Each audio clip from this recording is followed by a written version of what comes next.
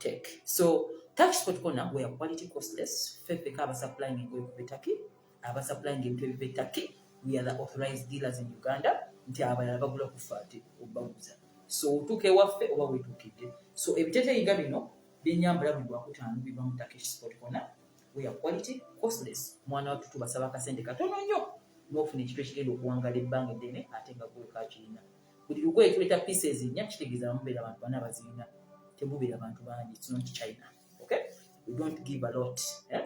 As in ogwe losing a value. So abagala Turkish sport corner, you can always reach me, number one updates and everything you need.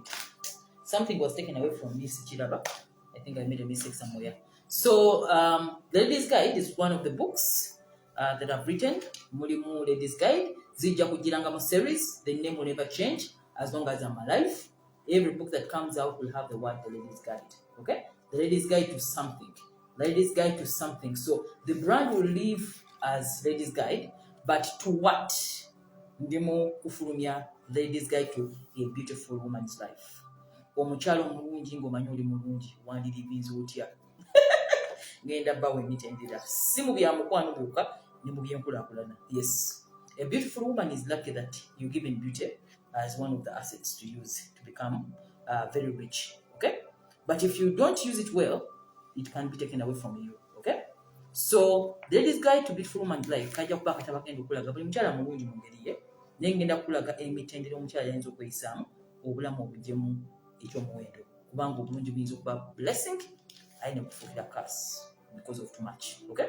So, anything which is at too much becomes a problem, just like anything else. Too much anything is always bad. So, the Ladies Guide will always have a brand Ladies Guide to parenting, to a beautiful woman's life, to tetugenda koma tutandika butandisi. So the first book was The Ladies Guide to Fulfilling Relationships and True Happiness. Omwalambulula ebintu abakyala betuyitamu, abawala bebayitamu, mistakes zetukola zezitusanga waggulu. So my Ladies Guide to Fulfilling Relationships and True Happiness ajja tegera ensobi zetwakola oba z'okola oba z'otandika tumala wakole. Nze ze nakola nzibagamba wano nti bannaye nzudde buli omu alina ekitabo kyenzina teeka ekyange wano. Abala bagamba babimanyi tebabiwandiikako. Nze nagamba kambiteeke mu kitabo. So The Ladies Guide to Fulfilling Relationships and True Happiness kakulambula mistakes women make that become very costly in their adult life. Nembadizako emotional happiness nga omulamu gugamba nti omukyala yina atali emotionally happy tewali kimutambulira mu bulamu. We have lost a lot of things women because of lack of emotional control. Weetabula ne bakutabula ne weetabula n'okola losses, n'ofiirwa businesses, ne weesanga oli mu nsi totalina kubeeramu, ne weesanga mu byalo byotalina kubeeramu, ne weesanga mu group totalina kubeeramu because you are emotionally unhappy. So emotional happiness kalambulula the emotional wellness of a woman and the things you must know in life to avoid oba obutayingira mu mbeera ya kufuuka emotionally unhealthy oba okutabula munda enewulira. Okay? So when we talk about the Ladies Guide to Emotional Happiness, njagala olowooze mbongogo enewulira tosobola tekwatako the impact nanyini wayo yagiwulira agiyina eyewulira. So emotional happiness gwe gwali omulamwa nga gubalambulula omukyala byalina okumanya. It has a lot of things in it. The Single Mom's Guide when you're looking for love, dating in the digital world, those who are using social media for dating, casual relationships and how they make you stuck, and how to deal with casual realities of relationships, narcissistic personalities, how to spot the red flags of an narcissistic partner, how to move on after a breakup. Ng'oyagala muntu mulala oyinza okubeera mu kintu emyaka 10 ng'omuntu yagenda dda n'okuwasa n'afumbirwa n'awasana nga gwokyali olowooza akyakulinze. So it also helps you to move on. It gives you the emotional tools any woman should use to find wellness and happiness. Remember, happiness is an inside job, and it is your job to make yourself happy, not anyone else.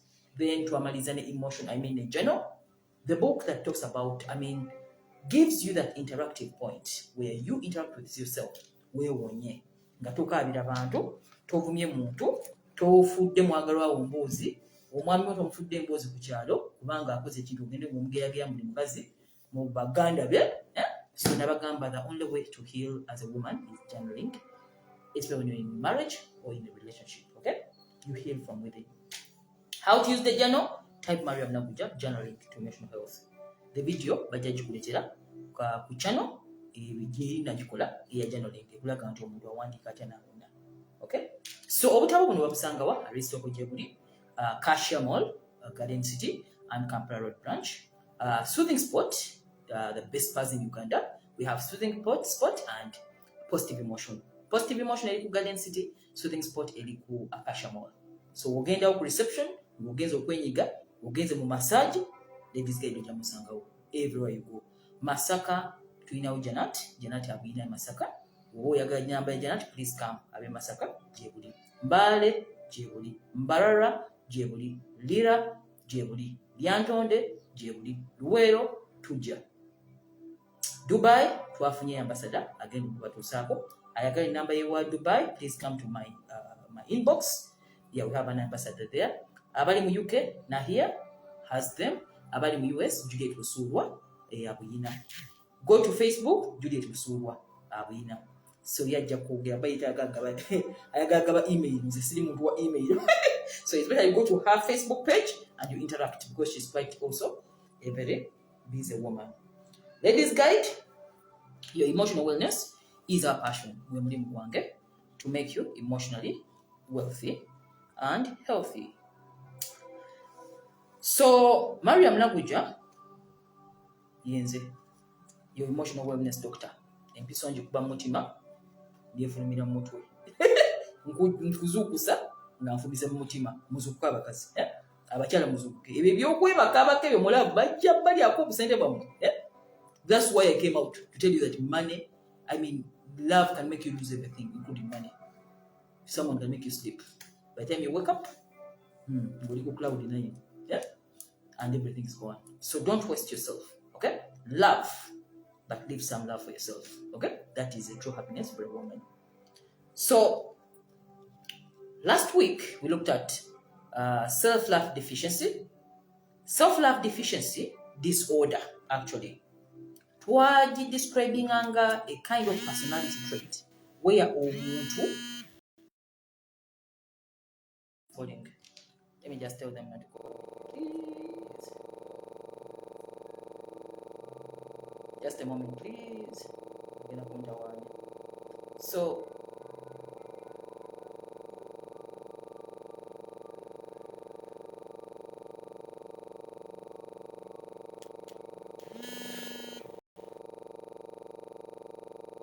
just a minute, please. So, one is a spirit. Just told me to now I have to collect myself back. Huh?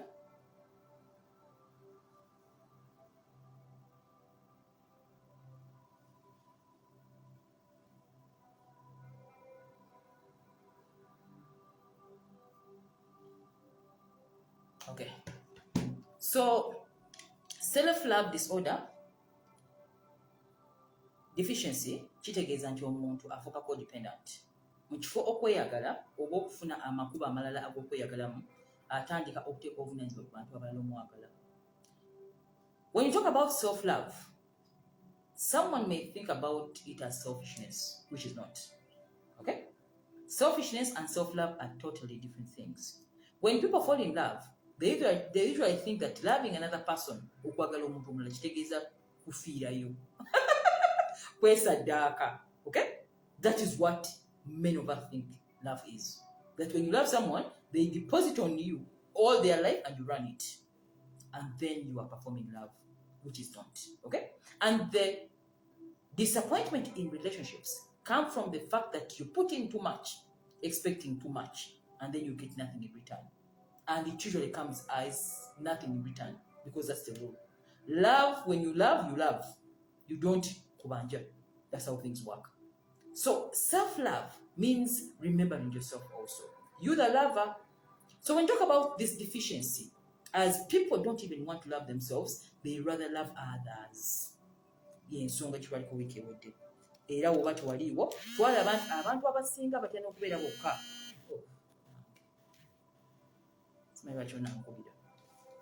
So many people fear being alone. They rather love other people than loving themselves. People fear entering into self-love because they think they are not loving others so much or they are lacking something to give to others. So self-love, we talk about a lot of things. How to identify, how do you know that you don't have self-love? How do you know that you're loving too much anyway? Because many women realize in life, even some men, at the end of their life, oh my gosh, I never loved myself. Okay? I gave too much and forget about me. Okay? So don't forget about yourself. Let's learn how to self-love. The reason for this topic is we have realized that many people come to hate love because they think love is duping. Love is duping, as in when I love somebody, I sacrifice myself, I give in myself, and then I lose myself, and I get nothing in return. So I'd rather not get in love. Which is not the truth. It's because you don't know that self-love is part of the game. As you're giving others love.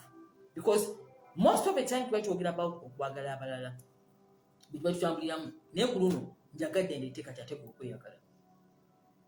are those things?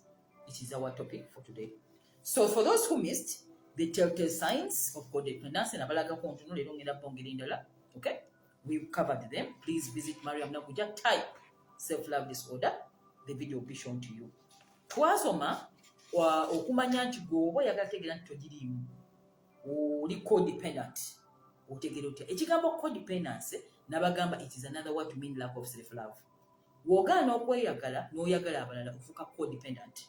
Omuntu dependent kitegeeza nti ye muntu adependinga ku balala, ye muntu kigambo depending mu Luganda, omuntu eyeeyimiriza abeere ku balala. Okay? Codependency is a syndrome where people start even asking for you for love. Ngagamba nze nkweyanjagalira tufa ffenna. I've been seeing why people say bw'oŋŋaana ngenda kwetuga aganya okweyagala kati alaba nti gwe gwalaba mu love. So love is a game. Let's play it. Okay? Let's play it. So self-love disorder nga topic twagiraba twagisoma era omulamwa gwali are you loving too much? Okay?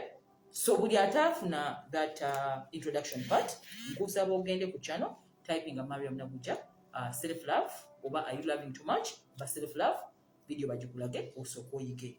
Twamaliza tugamba self-love is the opposite of narcissism. Okay? Omuntu agaana okweyagala, they attract narcissists. Narcissist is a personality disorder where somebody is looking for someone to use and then you come along. And you who comes along is somebody who does not love yourself. Now you attract the other one who is ready to take you on. Okay? So narcissists thrive in an environment where there is codependency. You depend on them. The person who owns their life cannot be a codependent narcissist. Okay? Narcissism or a character trait called narcissists. Ababantu abeyagala ennyo. Bo beyagala bewa self-love alo. Narcissist yewa self-love. Bagenda muzisipa. Olange ndi narcissist. Tebava mu gym. Befaako ensusu. Babanyirira. Kakati gwogenda okufeeringa kitwenekyo tolina kyogenda mwongera kumwagala. Yeyagala yagala dda. Neyemalayo kitegeeza ogenda okujja oyongera ku byayina. They have a high level of self-esteem. They are too confident, too much. That confidence is too much. Okay? That there is nothing you can tell them. So narcissism as a character trait, attracting omuntu atayina self-love. That's where the match comes from. So if you're tired of that toxic dance, where you're giving too much and getting nothing in return, please sit down and watch to the end. So self-love disorder twagamba, you focus more on how others feel. You take care of others than yourself. You create that need to control others. Kubanga oniga babanja love, otekamu nnyo. Okay? You get that low self-esteem in case they don't give you the love you want in return. Then lastly, you start depending on them for happiness. Kigambo kimu bisatu mwesigwa. You know mwesigwa n'agamba, you are codependent. You can't stand on your own. Life is very interesting because when it comes to the game of love, much as we dance too, it's a duo dance. Most of the time, it becomes singular, even when you're married at some point. So learning to live with self, acknowledging your alone in a duo is the most difficult part. That's where many of us get intertwined in this dance. Never I was there before. I recovered. Now let me guide you. Okay? So we said codependency leads to insecurity, depression, anxiety, low self-worth, helplessness, hopelessness, and emptiness. Every time you're feeling alone in a relationship and you're feeling empty, it means you're in a toxic dance. The only reason why we should get into relationships is to find self-esteem, that fulfillment. But if you're not getting it, and then you're feeling even worse than alone, it means you have become a codependent. Okay? A relationship should only thrive in an environment where there is companionship, compatibility, but not to make someone dependent on you. The dance has changed. So many people have failed to live alone. They cannot be them. They can't be alone to face who they are and to have a meeting with self. Now they interfere in their life with other people. I'm not impressing anyone. Okay? So if you're tired of that and you want to own your life, and that's the beginning of emotional happiness, believing that you are you, okay, much as you're in a relationship, you'll enjoy it. A relationship can only thrive in an environment where somebody does not feel like it's a job loving you. When they see that maturity, that you are ready, that's when it gets into a better dance. But when a relationship becomes like codependency,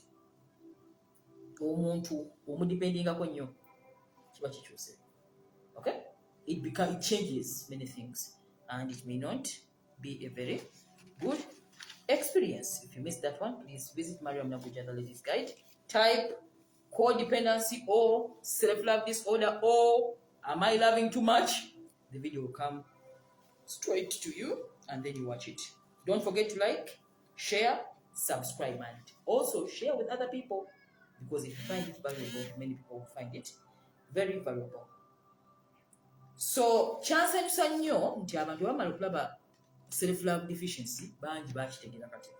You know, many of the things you know them. There's nothing new I'm telling you. Baby to remember just a minor definition. Bandanga ni class monitor sibalaba wano. Class monitor wabataliwo someone take over. Muwonge Sharifa asobola okudya ebyenjogera no typing wano. We shall not wait for Karamaja to develop. We just go on. So alwayena, let's continue. So how to cure codependency? Codependency tugicuringa tutya eve mu nkolagana zaffe n'abantu abalala. By the way, not only in romantic relationships, even in friendship, you may end up being a dependent on your friend. You may become a dependent to your relative. A codependent. You may become a codependent to your own child. Now this one I can't talk about how my mother was getting into this mess of codepending on Mariam.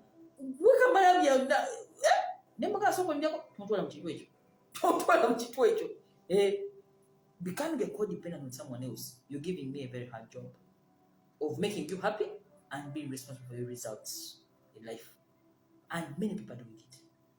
So I always run away from it. Okay? So codependency, how do we cure it? Because when you cure that syndrome of codepending on others, it is a source of emotional wellness.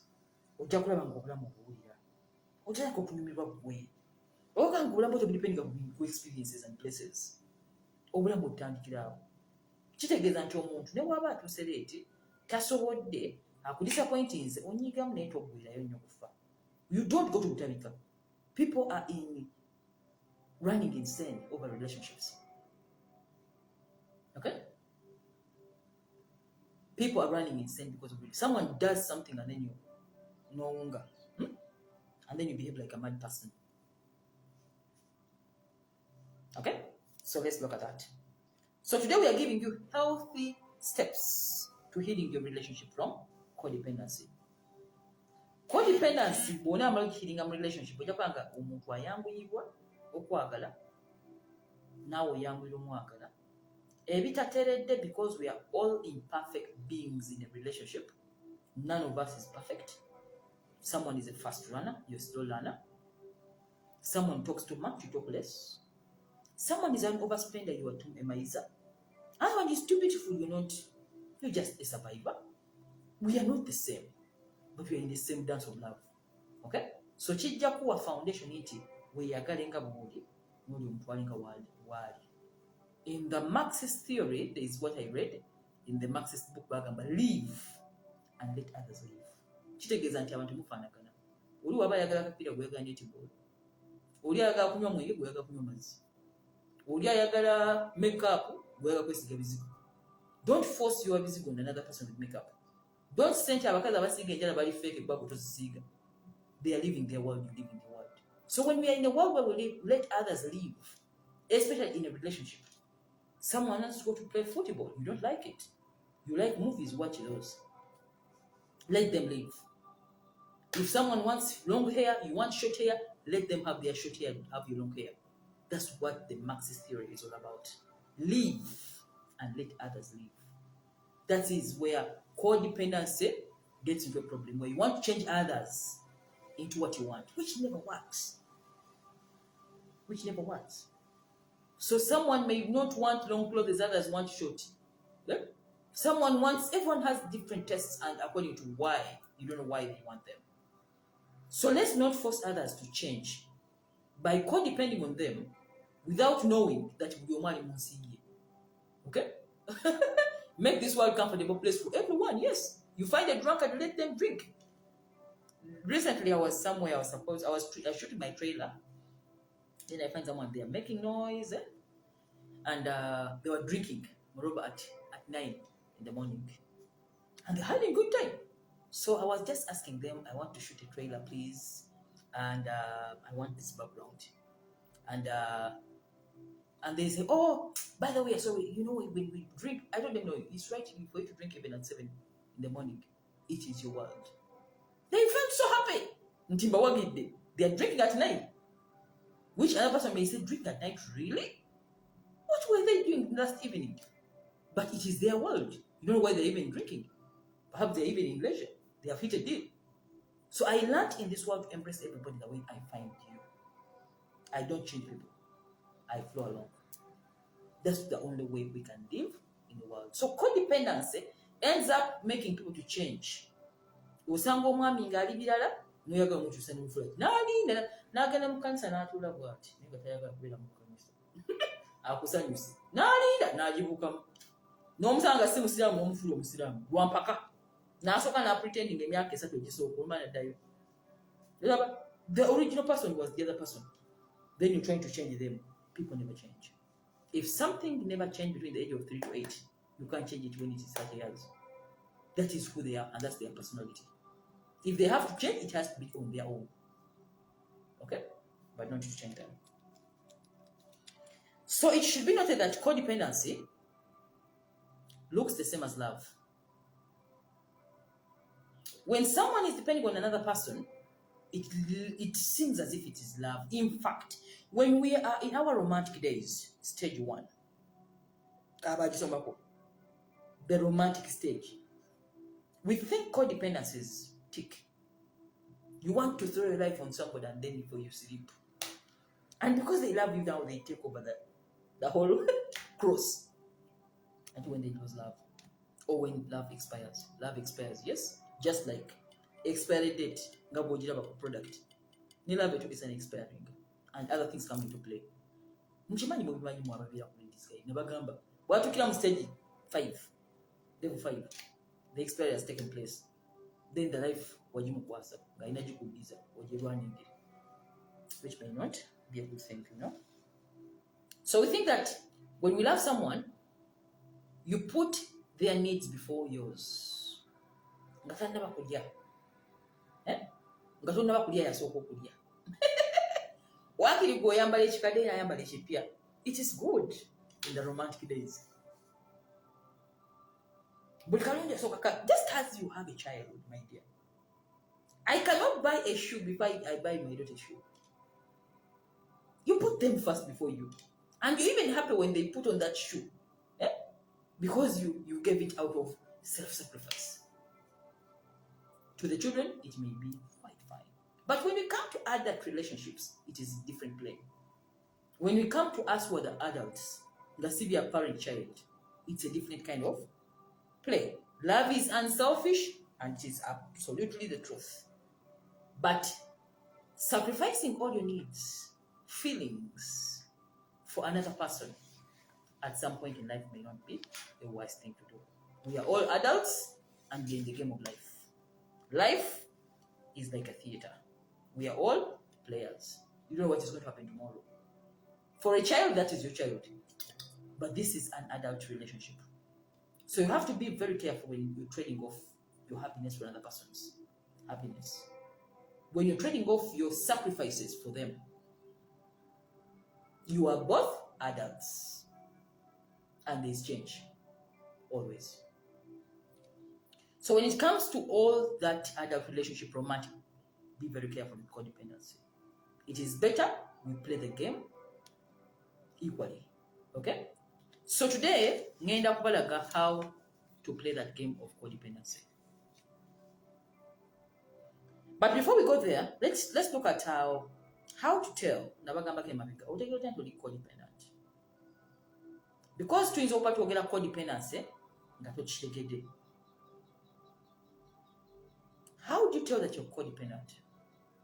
How do you tell that a relationship has reached a level where you're giving away yourself too much and it is not healthy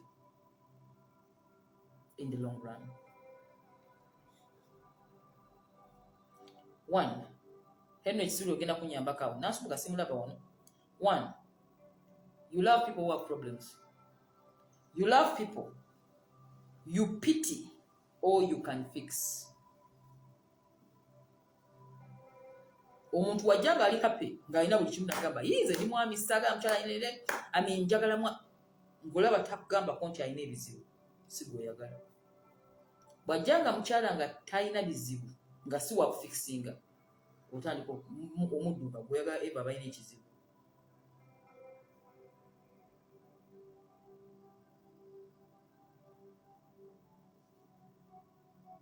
So codependency begins when you pick people to fix. Abasajja abalina emirimu obagoba. Atalina mulimu alina obudde obungi oyo gw'oyagalira ddala kubanga alina ebiseera bingi nnyo. You want those who are jobless to fix them because you want to control them in the future, to remind them that you helped them. Omukyala talina mulimu, messed life, biki sina wensula gw'oyagalira ddala because you want to control them. And when they refuse to control them, you feel low self-esteem and you complain, they dupe you. Nenga kyatandikira wa? Bolonda. The way you pick. I told you life is like a supermarket. When you enter the supermarket, there are a lot of products, there are a lot of people. If you don't go with the list, you pick anything. So you turn yourself into a problem solver. Whoever in you, Deborah, you are not the manager of this world. Life is a highly responsible program.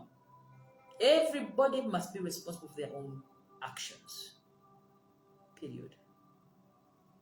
The choices they make is their responsibility. Full stop. So which means when someone comes to you with an unfixed life for you to fix, think twice. And even if you fix it, will they remember it? Because human nature forgets easily. Number 2, you do more in a relationship just to have peace. You don't want to challenge anybody in a relationship. You keep quiet because you want peace. Peace is not bad, but then you're creating a problem. Many people who go through narcissistic relationships are abantu abayita mbanazi batya nnyo antagonizing a peace. So bamukola ebintu nga takyasobola n'asirika busisi just tubabeere n'emirembe era kituweza nekyabika. It doesn't matter whether 10 years, 20 years, one day. So you do more in a relationship even if they step on you just to have peace. You're codependent. You fear being single or alone. After a relationship, you go into another one, even if it's bad, but at least you have somebody and you're not alone. That one ends, you go into another one. You fear being alone. Being alone is fearful. And like I said in one of the videos some years back, the only people who enter into mature relationships are those who have been successfully single. Don't go into marriage before you're single, before you're singular, when you've learned who you are, what you need and what you don't want. Don't join your life with another person. If you missed the show, type Mariam Nabuja, singleness. Singleness as an adult. Singleness as a way of life. Video Jaji Sangayo. How can somebody be single? Nabagamba nze bina mbiseemu. Everything giseemu. Kisomesa kyempiseemu. Number 4. You feel responsible for your partner's happiness. Essanyu ly'oli likula mulimu. Namulabye nga si musanyufu. Anti nnyo omufuula omusanyufu. Bannange omuntu nga adult. Nabagamba eno mpirike ba children. If it's a child, please play the role. But if someone is an adult, be very careful. You can never, ever, ever, ever guarantee somebody's happiness. It's only God. Happiness, like anything else, is a spirit. Happiness, joy, peace, love, enthusiasm, all those things are spirits. You cannot touch them and you cannot give them. They're only given by the Creator. Which means somebody can be in a Range Rover and they say they're not happy. Then somebody's eating a meal of muogo with the those green things, nakati, and they're happy. So it's a spirit. It doesn't matter what you have or where you are. I think God just gives it as He pleases. So don't be responsible for somebody's happiness. You can never give it. It's very difficult. Somebody chooses to be happy with and without. So if they find happiness in you, well and good. If they find happiness in themselves, well and good. But don't guarantee that you're the one to give them happiness. Number 5. You need approval from people to feel worth. Oyagala okuwaanawaana. Gundi onyirira. Justin onkuba. Oyagala okuwaanawaana. Bw'olabanga buli go wenyini oyambadde olugoye. Nze sirida abantu kungamba nti nyumye. I don't know when I last even waited for that word. Mariam, you're looking good. That word ky'obadde ne mu mutwe. Okijja ebweru. When I put on a dress, I feel myself. I don't know what others people see. Some people want it long, others want it short, others want it black, others want it green. I can't determine myself on others to tell me that in New. Someone may find this dress very not nice looking. I may love the stones on it. I may love this katimba. Someone says, I don't like that. I want it when it's open. We have different choices. So don't wait for others to make you feel worth.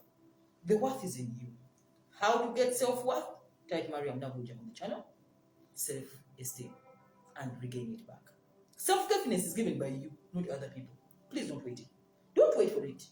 When you want to put on a dress which is long, put on that. As long as it makes you feel confident. Not for other people. The feeling inside, the confidence that you emanate from you, is what others will pick from your frequency. Even if the dress is not that beautiful.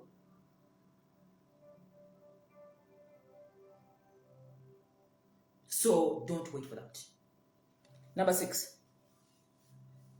You depend on others for decision making. Osobola kubuzabuza abantu abo. Yusuf, wama byensazeewo bye bituufu. Shaban, wama olowooza bino binaakola.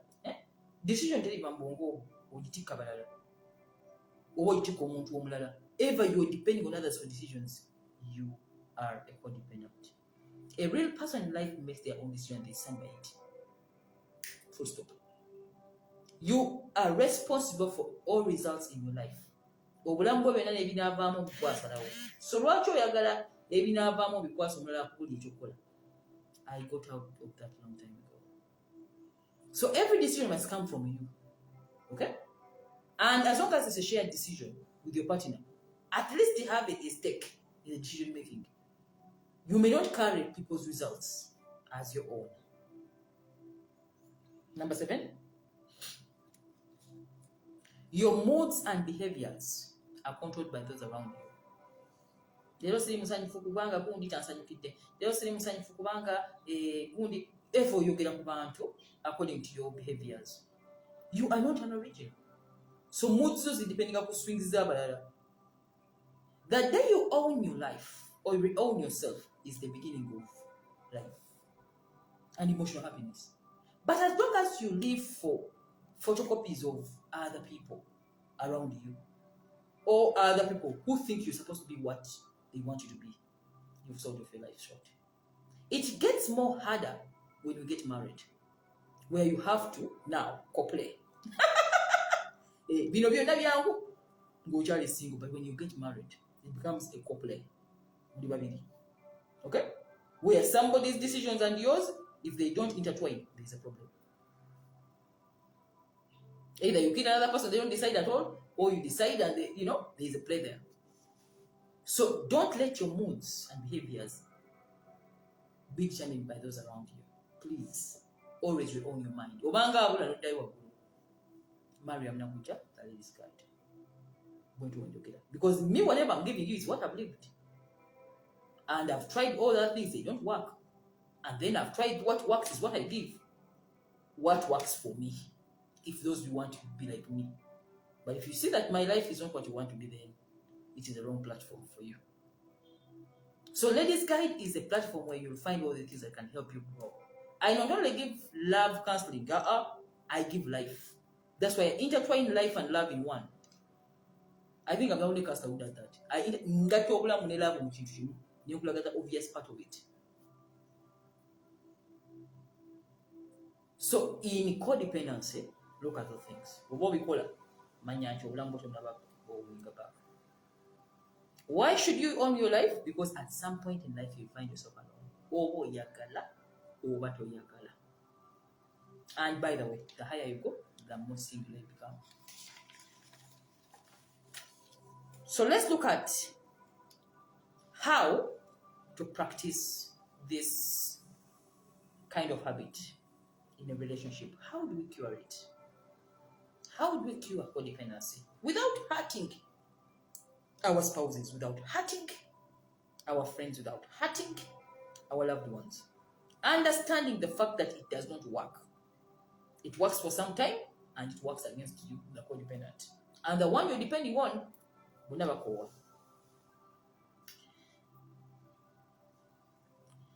There is a law of nature that says, it's called the Law of Paradoxical Intent. Etteeka ligamba bwe liti, ekintu bw'okigoba ennyo n'obeera desperate for it, ng'okigobera ddala ekyo gye mukwano, ng'okyagala n'okola ne ku mmeeza bw'oti ogamba akubadde essimu mulinze kamese tigati kajja asita obeera mu mbeera eyo. Universe yakola amateeka gaayo nti ate oyo omuntu gw'oyagala gw'okubirako emmeeza bw'oti akudduka buddusi. The more you give love in desperation, bambi nkwegayiridde twokiza n'otampasa, bambi tonswaza, agenda kuswaza. Abe osobola bakumanyi bannange otampasa oba okyunguza ekintu tagenda kuswaza. Every time you chase something in desperation, etteeka oligamba, it eludes you. So what is the answer? When you're in love and you become dependent on another person, they instead of loving you, they just now take off. What is that? So codependency is not a solution to love. It will never be. Let us look at the fact that instead of codependency, let us learn self-love. When you love yourself, nobeera confident nga togoba nnyo. Abantu abali mu business bwena customer n'omukubira amasimu n'agana okugula ekintu naye kyombuuza kirungi n'ebbeeyi omweddeko ya wansi n'agana okigula bulungi nnyo kubanga omukubidde amasimu mangi. You are desperate. n'amani simu n'aziggyako yo lwaki ankubira. Desperation is a killer of love. So Henry Sula agamba we need to leave something. Yes, leave the things. The universe yakola amateeka gayo tegenda gaddamu nti omuntu yenna agoba munne mukwano ng'oli desperate omuforcing okwagala omubanja laavu ku pisipi tagenda kukwagala etteeka lyegwadde kakati gwekikole ojja kulaba okuba amasimu tagakwata n'omwegaya munnaye munnange n'agaana n'oteekamu n'ogula ebintu n'agaanira ddala n'agala n'atamwagala. It's a law. So let's look at how to cure in the next 20 minutes. 1. Practice being honest. Muyige okubeera real. Practice being honest to yourself. Bw'oba ekintu tokyagala nga tekikukolera mu laavu oba nga owulira ekintu kikulinnyako totyanga kwogera. Yogera bulungi, toyogera mu busungu. Tandika okwogera ebintu byonna by'owulira nga tugenda bisobola mu bulungi nnyo. Be honest. Chokeza kwerimba. If you don't like something, don't say, I'm okay with it, you're not okay. Time will come when you can't stand it. Be honest with yourself. When you are honest, omuntu oli ajja kulaba amazima. Nti bambi, oyo wa mazima bwatyo wabeera. They learn to live with it. Codependency ereetebwa muntu kwagala kusanyusa mulala. N'ebikunyiiza n'obisirikira, n'ebitakukolera tobyogera. Ebikunyigiriza n'ogamba kale tunaagendera awo ebbanga neritambula time netukanokasina onyigiriza ebbanga ddene nga negwokigamba takimanyi nze nasirika obulumi bali muzita kale takimanyi n'oyongera okunyiga olunaku luno oyabika bwabisi and you kill the relationship. So why don't you be honest? Call your friend Deborah mukaba munaye nekinjaga twogere kukwatana amazima gali nti I'm a truthful person. So kumbulira amazima kino kintu nga ndaba nti amazima pulira omaze okwogera ne bwaneebuzaabuza ategedde tutegedde. There is a difference between someone who has known that you've known than you who kept quiet totally. Anyway, Sula agambye these days women give money to men thinking it's favoring them. You're chasing away the man. The more you give money, the more he runs away. Why? You're changing the relationship status. Somebody who is a romantic partner is becoming a sugar man. In his mind, he's looking at you as a problem solver, not a romantic partner. Newaba yebase nawe talaba romantic partner. The very nice guy, wafirako akulaba muherebu. So every time they have problems, they run to you. When they get the solution, they run to someone else. And then you keep in that angle always. And of course, money will get over and you run away. Number 2, stop trying to change people. Don't change your spouse. Stop changing your partner. Stop going to a man and think you'll change them. Stop going to a woman and think you'll change them to pretend who they are not. Because you're making them codependent on you because you're changing them. If you come into a relationship and then you make a woman cut off their hair, and then they are there because they cut off their hair, when you found them with long hair, kitegeeza nti olina mukuumira gwe yazimusazaako lwaki omuleka agende n'ebize bwe yasalako. They become independent on you. And even you gwe yazisalako w'obeera n'omuntu oli ojja kubeera dependent to them because be baakusazizaako enviiri. So we have to play the game now. So stop changing people. I told you that between the age of 3 to 8 is the only time a human being has a chance to be changed. After that, life takes on its course. There is a law I read, is called the law of hypnotic rhythm. Yes, the law of hypnotic rhythm. Yagamba mu nature weelaba ekintu n'okiddamu emirundi mingi. Time etuuka nature takes on the course. Towetaaga na kulowooza kyo kyekola kyokka. Kitegeeza nti omuntu oba omusanga nga ayina empisa ezimu muyombi muki okumukyusa omujja muyombi n'empisa embi ezo kiyinza okutwalya obudde ate tojja na kyakinvinga. The law of nature has already taken over. Teetaaga maanyi mangi nnyo okuyomba ekizinakyo. They have done it over and over again. So the law of hypnotic rhythm yagamba nti anything you want in life, if you do it many times and you repeat it and repeat it and repeat it, that repetition creates that excellence.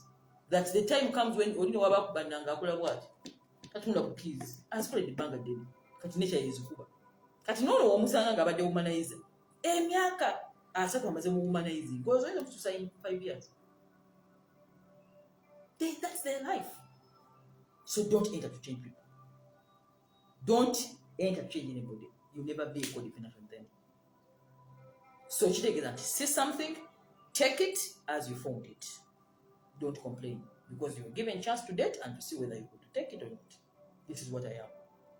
So are you taking them on? So don't enter and say somebody has bad manners. Somebody is dirty. They spend too much. They show off so much. They show that thing already long time ago. So don't change them. Because changing is also difficult because you're breaking nature's repetition. Emirundi agikoze mingi kati nature ekikutte n'ekikwata mu mutwe nti oyo bw'atyo awakola bw'atyo ajja kulaba omukazi era bw'anaatuuka e Kapcholo ajja kujjayo e Kapcholo bw'anaatuuka e India afuneyo India. It is nature. Now it has taken its course. So be very careful on how you establish habits. Was the point in that law. Ekintu oddingana n'okiddamu emirundi mingi kitegeeza ogenda kufuuka kyo nature egenda kitwala. Okunywa omwenge omuze mu guva. Smoking cigarettes, anything comes from the law of hypnotic rhythm. When somebody has smoked cigarettes, don't think they will come and you change that. They will change for a few weeks and they go back to the habit because nature has to stop changing people and be you. Okay? Number 3, take a break. Whatever oli mu bufumbo relationship n'obyanga the pressure is so high. Ddayo ko mikwano gyo. It's okay. They are waiting for you. Take a break in friendships. Go out, Don't make a relationship like a job. Okay? When you make a relationship like a job, it creates codependency. Kubanga otandika okwetolola environment nga edifininga ekitolimu. Bemikwano gye gye mutuula gy'atula ne musigala aba musi yammwe emikwano mukisalako bwe mudde musigala aba, which means by the time when the fire is on, you don't even know where to run now. So how to cure codependency? Have relationships outside the relationship. Beera n'emikwano gyo ebweru wa relationship. Female friends. I don't know why women, when they get married, they throw away friends. And then they and remember, at the end of it all, now you come back to the friends. Because friendship and love are different things, much as they look the same. A friend can be very dependable, they can be very supportive, they can be understanding, they know you more than even the lover. The lover is there, you as if you're even in play. You have to present yourself in a certain way, lest you lose the relationship. But with the friendship, you give everything as it is. They know you, they know who you are there. So you should have that break off. Friday, Saturday, gundi oliwa. Jangu tunyumye mukuwana. They're married. Gundi oliwa. But don't block meaningful friendships because you got married. Don't block associations, clubs, because you said bye-bye to the singles club. You must be there to see, and then you go back. You go to the peak, come back in the valley. Go to the peak, come back in the valley. That's how life is. But don't disconnect from your friends because you need them sometime. Relationships are like this. Marriage is like this. Today it's on, tomorrow it's like that. So don't throw away your meaningful relationships, your relatives. That trap. Yeah? You get married and then you don't want your sisters, your brothers. I got my own. This is my... You need them. So those people remind you of who you are. That's the advantage of friends and family. Bobeera mu face bagamba Mariam wetu mumanyi bwatyo. Mariam, wali watukalinga you play. Love is play. Then wali no fuka you no play. So they make you the real you. If you want to find happiness in life and that balance, now keep your other relationships outside this relationship. This is like a peak, but the other one is like a valley. So you just go back and then you come back. But don't throw away your meaningful friendships. And you don't need many friendships, by the way. You just need a few trusted people. Few, 3, 2, 4. You don't need a crowd of. Much as you are famous, the more famous you become, even the longer we get. We don't have even friends. So you have only 3 to 1. But keep those ones who you can relate with when the fire is here. And then you can relax home. That's how things are done. Number 5, and don't forget to give them gifts. Yeah. Because people don't like being used. You call me to see you, and then you come and I even pay the bill, and then you go back to your marriage. That is use. When you have a friend, there must be an exchange, just like love. From time to time. It can make the friendship thrive for long. And to make them lose, so si kujjanga oze kuwumulirayo buguddeyo ku piiki yo bajja kutegeera bwe muyombamu n'omwami wo halo Henry oliwa ngagamba siriiwo baba akutegedde nti ogenda bamalira biseera. Share some gifts with friends. When a friendship is so beautiful, it is the only place where you find reality than even love. So share gifts with them, celebrate with them. Buli weeki baweeyo kadde n'omuwayo hours 2 ez'obuddemu nti oliwa opo ndi wano nawe biki mugamba muti eyo biki kale bambi badde nkubuuzaako naye baayi n'omuguli ekyemisana naye akulabyeko than totally disappearing and then you wait on the day when the relationship is breaking up and then you call them. They know that you're a user. They run away. Number 5, establish relationship boundaries. People who don't have boundaries in life, people who don't have boundaries in relationship, bebasanga ebizibu love. Bwayingira love ayingira wholesale. Tamanyi wakoma tayimanyi watandikira. N'atabula ekintu bw'ati n'amaliza nga nikyali sakitegedde. Nabagamba mu ladies guide to fulfilling relationships and to happiness.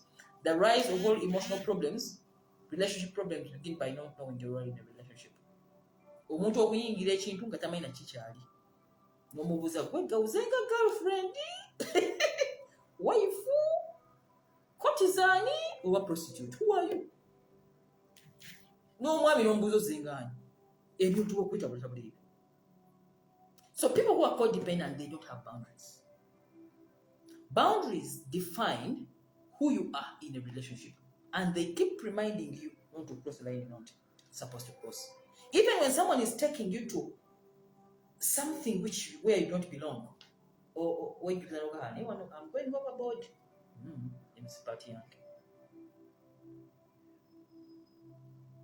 Nabagamba talina list. Wayingira supermarket wagenze kugula chocolate ojavayo na magi. Talina list. Ojatabulatabula. So having boundaries in marriage is very important. We are married. Who will do what?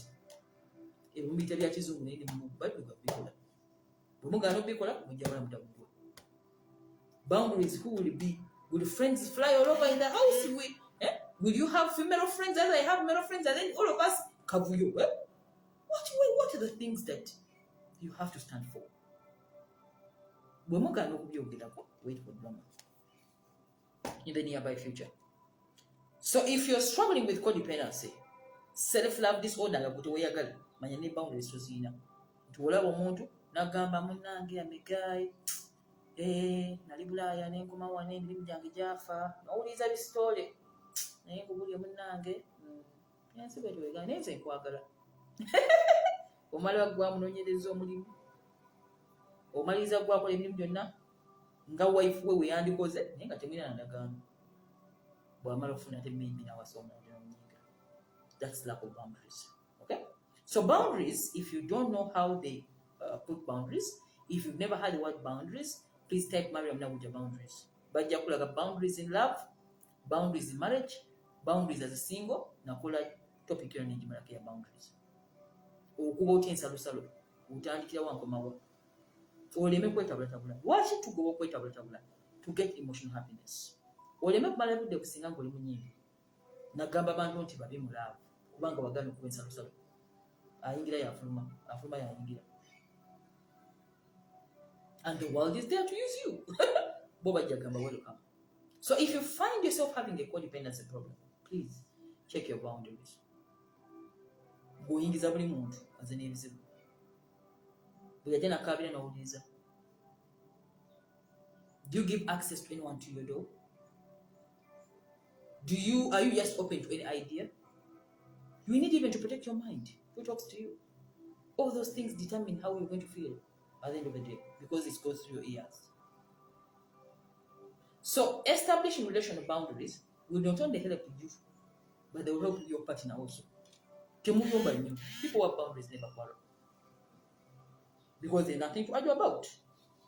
But not crossing each other's boundaries. So those are the small steps. It's similar to the just naturally I covered it in a certain show. How I think it was going self-love somewhere.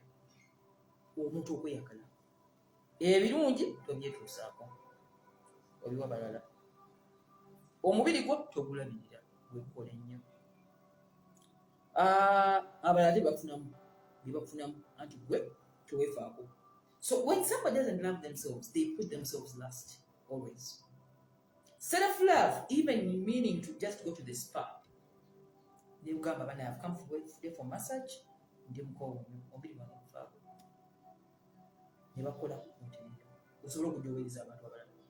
That is self-love.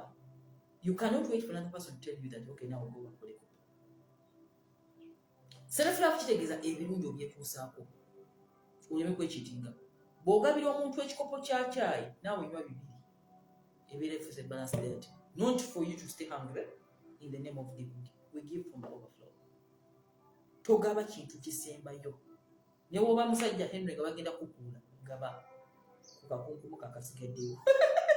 Towaayo mantire sala yonna. Weesaddaake. So with those small steps, tujagenda tukabaringa, we shall conclude. I think next week, but this has been the conclusion. Tujja kwongereza ku kino ku self-love deficiency.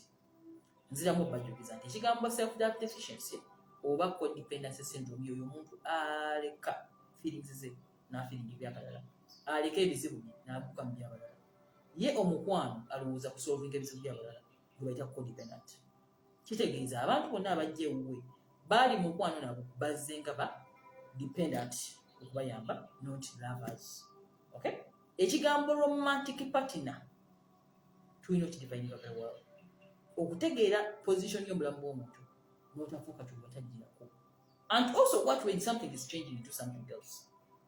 Okwanya omuwala atandise kusasula rent wa nnyumba, even that they're setting it up process by process up to when you get into that issue of love. Love is not bad if you have that knowledge about these small things. So mbebaza okuwuliza mpaka kati katudde mu week ejja at 5 p.m. East African time. Byembadde nina about self-love deficiency and how to cure it. Above all else, set your boundaries. Boundaries, be honest. If you don't like something, please talk about it. Don't leave it to chance. Nti awa yakuba nerowooza ajja kulaba bw'aba tansanyiza naye abalaba. People don't see. Okay? So olina okuba ng'oyogera oli ategeera. Try not to change people. Stop it. Omuntu aba akuze adult. Take it or leave it. I've been talkative from when I was and I've been talkative all throughout. So anyone who comes and tells me that to change now, it is impossible.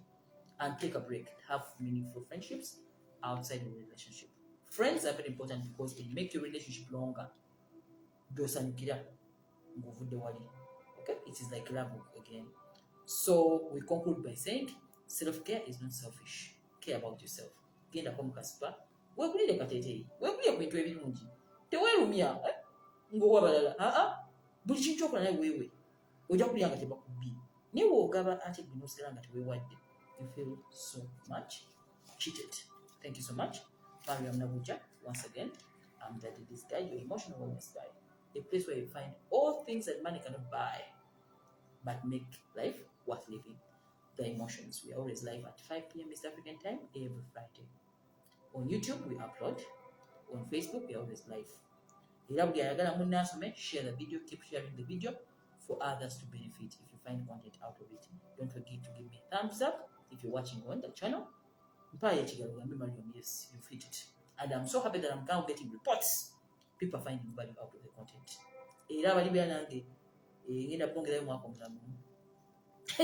Free content tugenda musala. Time etugenga tinga content wakusasulira. Mugendo gula muwendo gwayo. Mutakukozesa kati. Yes. Let's meet next week with a brand new topic that will conclude, which will pick up from this one.